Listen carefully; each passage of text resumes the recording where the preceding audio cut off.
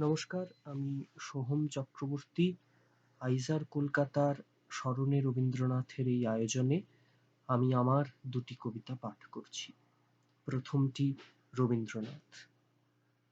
মহাসমারোহে ফের নিঃশব্দ পায়, প্রেম নয় অযাচিত বিরহের ভেরি তুর্য বাজায়ে আসে দুয়ারে আমার। তার সাথে যুদ্ধ করি অপারগ ক্ষীণ, তোমার পতাকা যারে দাও তারে মারুক প্রতিদিন। মহাসমারোহে ফের নিঃশব্দ পায়, আমারে ফিরাও গীতবিতান পাতায়। দ্বিতীয় কবিতাটি ২৫শে বৈশাখ। বাবা ও আমার মাঝখানে বসে গান গাইছেন জর্জ বিশ্বাস। ৮০-র দশকে বাবার কলেজ, ৮০-র দশকে বাবা আমার মতো বড়। গান গাইছেন জর্জ বিশ্বাস।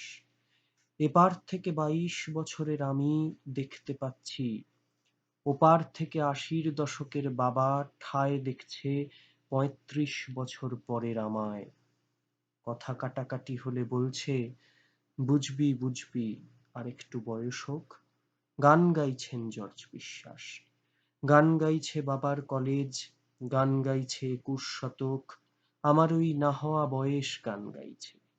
আমাদের কেটে যাওয়া কথা ভেসে যাচ্ছে মুহুর্মুহু গানে। ৮০-র দশকের বাবা কি গেয়েছিল এমনই কোনো গান?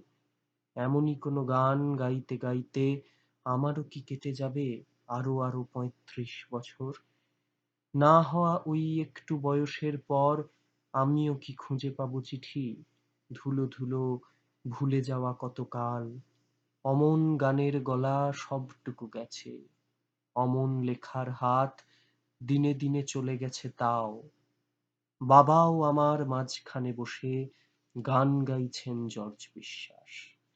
মা পড়ছে চিঠি, আমার জন্মের চেয়েও প্রাচীন, কোঁচকানো, সম্বোধনে লেখা চিরসখা হে, যেন কিছুই ফুরিয়ে যায়নি। এই কথা তোমাকে বলতে গিয়েও আজকাল মনে হয় থাক। বাবা ও আমার মাঝখানে বসে গান গায় ২৫শে বৈশাখ। নমস্কার।